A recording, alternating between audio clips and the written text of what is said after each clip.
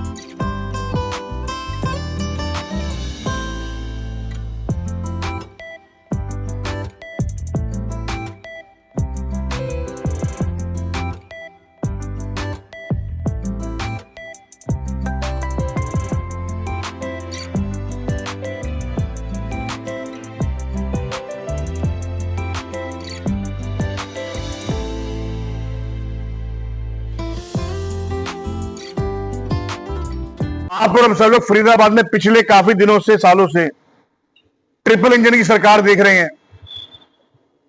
BJP ने भी नगर निगम का चुनाव हाल ही में जीता और यह कहा ट्रिपल इंजन की सरकार बना दो और इस फरीदाबाद की स्मार्ट सिटी में कोई भी दुख तकलीफ नहीं रहेगी। और इस फरीदाबाद में आज अगर है तो केवल और केवल दुख तकलीफें हैं, और हंसते हुए, धन कमाते हुए ये बीजेपी के तमाम नेता, मंत्री, विधायक, सांसद और पार्षद हैं। और आप सब लोग इस बात का प्रमाण हैं। आज जनता का भी इनसे मोह भंग हो चुका है। आप सब देख रहे हैं आज फरीदाबाद को, इनकी विनाशी लीलाओं को। मैं साथ साथ प्रणाम करता हूं इस फरीदाबाद की भोली जनता को, क्योंकि समय समय पे हम सबने आवाजें उठाई, चाहे वो मैंने नाव चलाई हो, चाहे कूड़े में बैठा हूं, लेकिन हमारी फरीदाबाद की जनता और इस हरियाणा की जनता, इनमें से कुछ परसेंट फिर से इनकी भावनाओं में बह गए।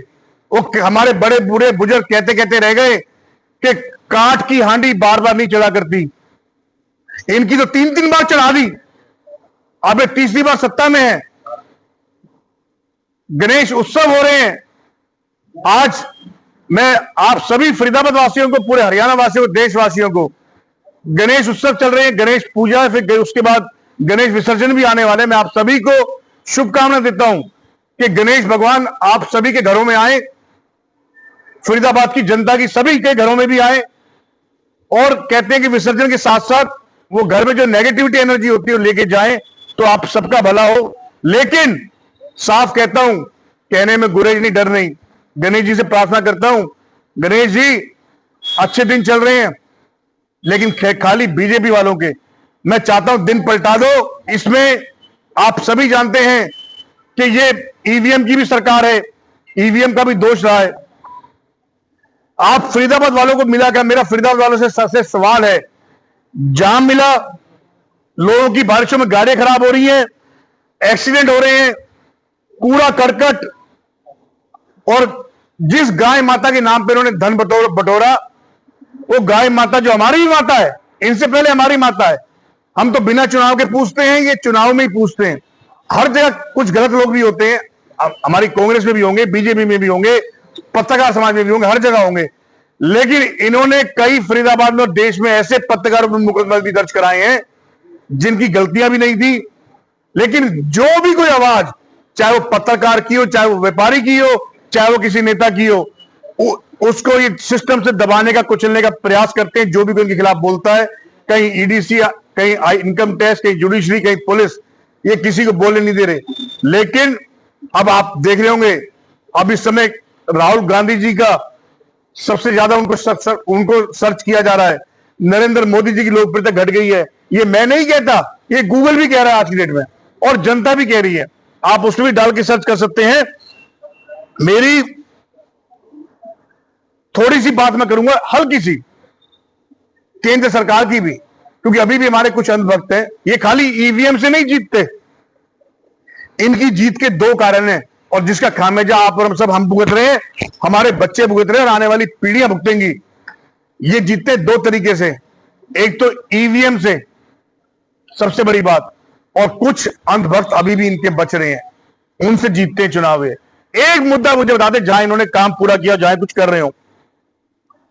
साथ ही हमारे देश की सीमाओं पे जितने हमले इस 7-8 सालों में हुए हैं, उतने पिछले कांग्रेस के 40 सालों में नहीं हुए थे। जितना चाइना और ट्रंप इस बार हमारे ऊपर बौखला रहे हैं, बोल रहे हैं, ये सिर्फ इन्हीं की नीतियों का जिससे फेल हुए। हम ये नहीं कह रहे ट्रंप सही है, हम भी कह रहे हैं ट्रंप सही नहीं है, लेकिन ट्रंप को बढ़ावा किसने दिया, चाइना को बढ़ावा किसने दिया? वो नरेंद्र मोदी ने दिया, बीजेपी ने दिया, इनके अडानी अंबानियों ने दिया। नहीं तो मजाल है कोई इतना बोल जाए, 100 बार करे मैंने समझी कराई है। अब नया फैसला कल लागू कर दिया ऑफिशियली, 50% टैक्स ट्रंप ने। ऑफिशियली जो स्टूडेंट वीजा था V1 वो कैंसिल कर दिया। अब वो स्टूडेंट का कोई पढ़ने जाता है, उसको एक पढ़ाई के लिए 3 बार वीजा लेना पड़ेगा, 3 से 4 बार, और अप्लाई करना पड़ेगा। कई लाखों भारतीय परिवार समस्या में आ गए वहां पे। ये केवल और केवल इनकी बीजेपी का फेल्योर है जो आज ये हो रहा है इस देश में। और मेरा आप सभी से भी एक निवेदन है कि देखिए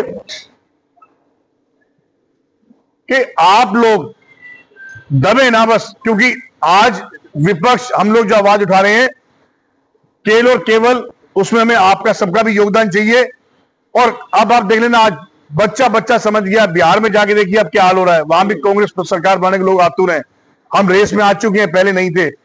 और आप देख लीजिए आज कहीं भी चल जाइए, चुनाव ने लूटा है। नहीं तो हरियाणा में सरकार बन गई थी, अभी भी मात्र 0.5% वोट कम रहेगी। हरियाणा के में आज भी 7 MLA ऐसे हैं, कोई 32 वोट से आ रहा है, कोई 500 वोट से आ रहा है, कोई 1000 वोट से आ रहा है। और हमारे को एक मैसेज भी आया गया था जिसमें चुनाव से पहले ही कह दिया गया था, हमारे प्रभारी के पास एक मैसेज आया था, अध्यक्ष जी के पास एक मैसेज आया था कि हरियाणा में ये 14 सीटें ये टारगेट कर दी हैं और 14 और कर दी हैं, जिनमें फरीदाबाद की सीटें भी शामिल थी। ये 50-5 हजार के मार्जिन, वो भी लहर में। ये सिर्फ और सिर्फ इन्होंने पिक एंड चूज किया है, इन्होंने चुन चुन के मारा है कांग्रेस के जीतने वाले उम्मीदवारों को। तो लेकिन आज भी पूरे देश में सबसे स्ट्रॉन्ग विपक्ष कांग्रेस पार्टी का है, तो हरियाणा में है। आपने गणेश पूजा में देखा, आपको गणेश पूजा में मंत्री जी दिखाई दे रहे हैं, बड़े मंत्री दिख रहे हैं? नहीं दिख रहे ना। कल सीएम आया, दिखे आपको? तो आप बीजेपी की भी नहीं। अब आपकी स्वागत जवाब देता हूं, आप मेरी बात सुनिए। आपसे मैंने पहले ही बात क्या कही, हमने किसी भी बड़े नेता को और चुनाव लड़े हुए नेता को हमने इस बार नहीं बुलाया, क्योंकि ये नेता, हम एज प्रदेश प्रवक्ता मैंने कांग्रेस बुलाई है, पहली बात, मुझे बुलाने का हक है। और पार्टी का एक कार्यकर्ता आम नेता भी बुला सकता है। सेक्टर 22 के उनके घर के पास ही नाले में डूब के मौत हुई है, अभी वहां पे अब उनकी बॉडी लेके आए हैं, सब लोग वहां के उनके साथ काम करते हैं। तो हमारे कुछ लोग वहां भी व्यस्त हैं। आपको बता देना चाहता हूं, कांग्रेस में गुटबाजी कोई नहीं है। मतभेद हर पार्टी में है और रहेगा, लेकिन कांग्रेस पार्टी की खासियत है जो बीजेपी की नहीं है। हम आपको बताना चाहते हैं, हमारा हर कार्यकर्ता, हर नेता अलग अलग जगहों पे अलग जगाने व्यस्त है, लोगों को जगाने व्यस्त है, आवाज उठाने व्यस्त है।